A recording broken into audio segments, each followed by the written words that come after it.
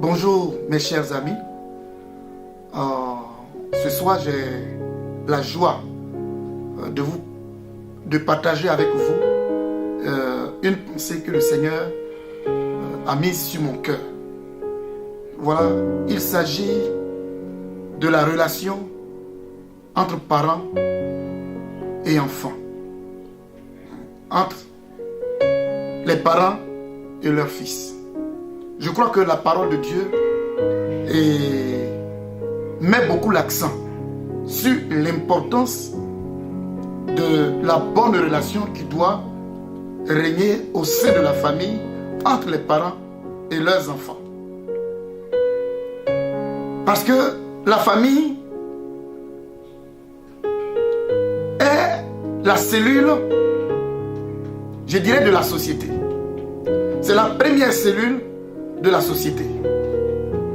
Si toutes les familles sont bien gérées, je vous avoue que les problèmes que nous connaissons dans la société seront moindres. Mais quand les familles, il y a des problèmes dans les familles, je vous avoue que c'est ce que nous ressentons dans la société. Et nos gouvernants tentent, n'est-ce pas, de régler un certain nombre de problèmes dans notre société par la police, la justice, mais nous constatons que les choses vont de mal en pire. Alors, il s'agit de quoi concrètement? Mes chers bien-aimés, la chose vient même du milieu malheureusement chrétien. De quoi est-ce que je veux parler concrètement? Aujourd'hui, on constate une rébellion qui ne dit pas son nom des enfants envers leurs parents. Et cela est causé pour la plupart d'une nouvelle génération de prophètes qui sont nés dans certaines églises. Des gens qui se disent serviteurs de Dieu, des pasteurs. Ils se disent prophètes, des voyants. Et qui viennent par des révélations, par des prophéties, déclarer à un tel ou à une telle que son père ou sa mère serait à l'origine des difficultés qu'ils connaissent, soit dans leur foyer, dans leur santé, et dans leur vie professionnelle, etc. Et ce qui fait qu'aujourd'hui, il n'y a plus d'harmonie entre les parents et leurs enfants. Et cela est un mal. Les enfants qui sont devenus aujourd'hui grands ont ciblé leurs parents comme étant la cause première de leur souffrance, de leur douleur. Et ils adoptent une attitude de méfiance vis-à-vis de leurs parents. Et ça, c'est vraiment bien malheureux.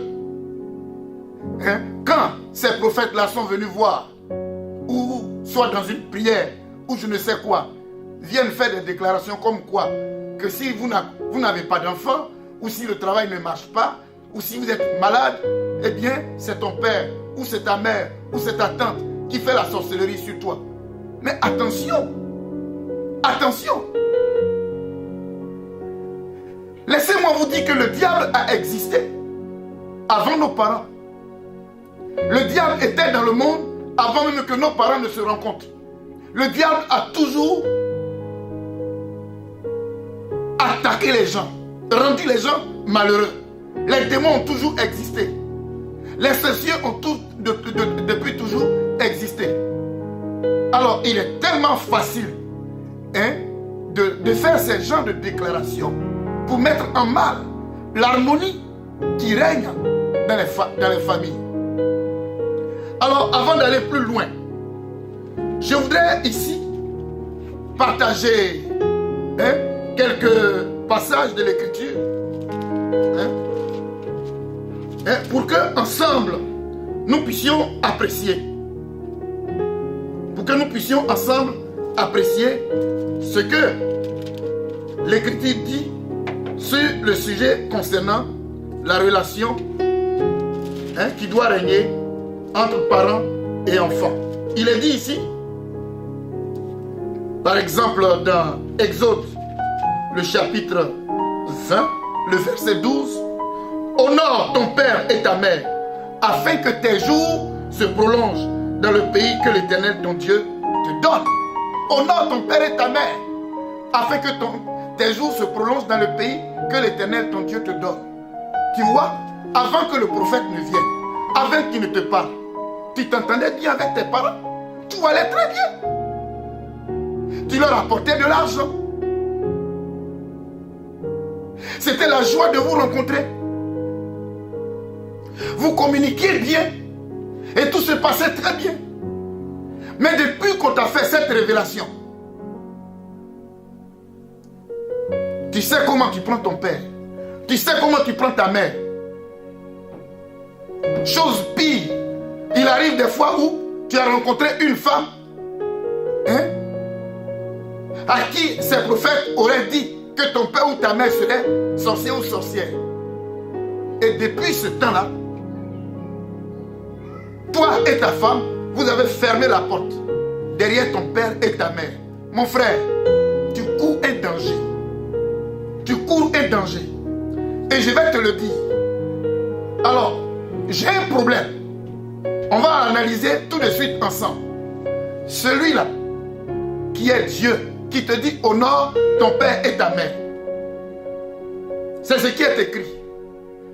Le prophète qui vient, lui, il te dit aussi qu'il a prié Dieu. Dieu lui dit que c'est ton père et ta mère, ou ta mère, qui sont la cause de tes problèmes. Je n'en disconviens pas. Ça peut être faux, comme ça peut être vrai. Mais est-ce que Dieu a dit aussi à ce prophète quelle attitude toi tu dois avoir envers tes parents? Qu'est-ce que toi tu dois faire maintenant? Parce que avant que tu ne rencontres le prophète, tu t'entendais bien avec tes parents. Mais maintenant que le prophète vient de te dire que tes parents sont sorciers, voilà, tu as adopté une attitude de méfiance envers eux, plus de respect. Et tu ne veux même plus les recevoir. Tu les crains. Il y a un esprit, un état d'esprit de crainte qui est maintenant devenu une barrière entre vous. Plus de contact, plus de communion, plus d'amour. Alors j'ai une question pour toi. Y a-t-il de la contradiction en Dieu? Dieu te dit le matin, honore ton père et ta mère, afin que tes jours se prolongent. Le soir, Dieu dit au prophète que ton père et ta mère sont sorciers ou sorcières. D'une certaine manière, qu'est-ce qui a pu bien se passer pour que tu aies ces sentiments envers tes parents? Je vais dire que c'est la prophétie. Maintenant, est-ce que Dieu, en te donnant la prophétie, voulait que tu adoptes cette attitude, ce comportement que tu as maintenant là envers tes parents? Alors, ton attitude montre qu'il y a une contradiction en Dieu. Or, je ne pense pas. Je ne pense pas du tout qu'il en est ainsi. Soit c'est ton prophète lui-même qui est faux, ou bien c'est un message inachevé. Mais l'attitude que tu as, le sentiment qui t'anime, est la preuve que tu n'es plus dans les normes avec Dieu. Tu n'es plus dans les normes de la parole de Dieu. Alors, il y a danger. Il y a danger. Et le danger, et je vais te le dire, voici le danger que tu cours. On va lire rapidement. Il est dit dans Proverbe, le chapitre 20.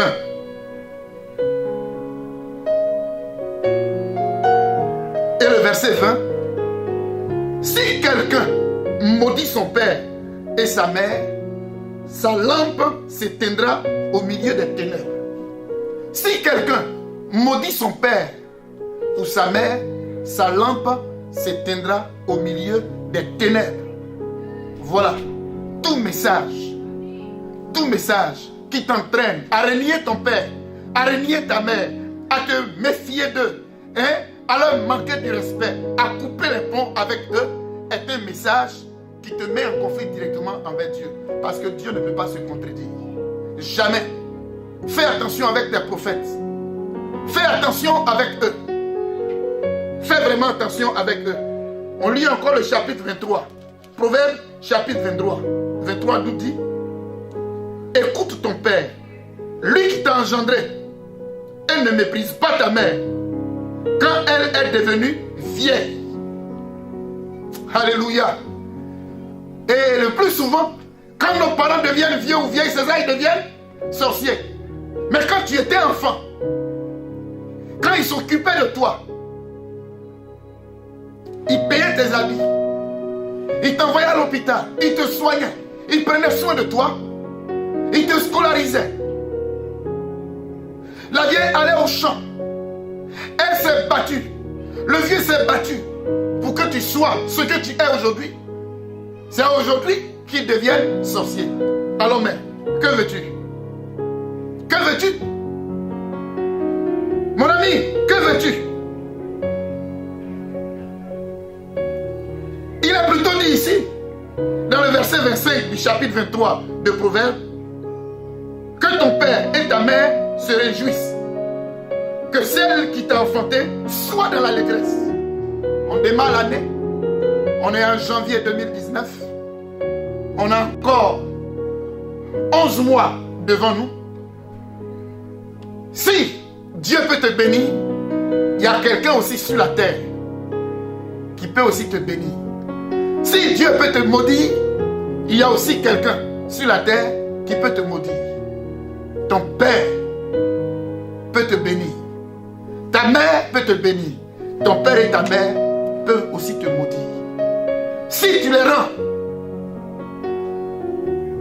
aigris par ton attitude, si tu crois aux faux prophètes, si tu te mets dans la posture d'un enfant rebelle qui expose tes parents, qui coupe les ponts avec eux, tu es en train de semer toi-même ta malédiction pour les mois à venir.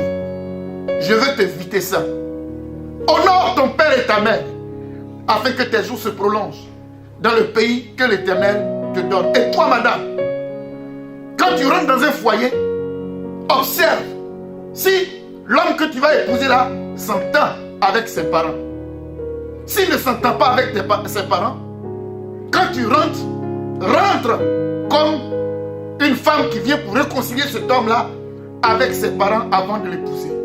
Ne rentre pas dans ce foyer tant que vous n'êtes pas, les parents, ton mari, ton futur mari n'est pas encore réconcilié avec ses parents. C'est pareil aussi pour monsieur. Quand tu veux prendre une femme, renseigne-toi. Quelle est sa relation avec sa famille? Là où il y a des problèmes, cherche à les régler d'abord. C'est ça la foi chrétienne.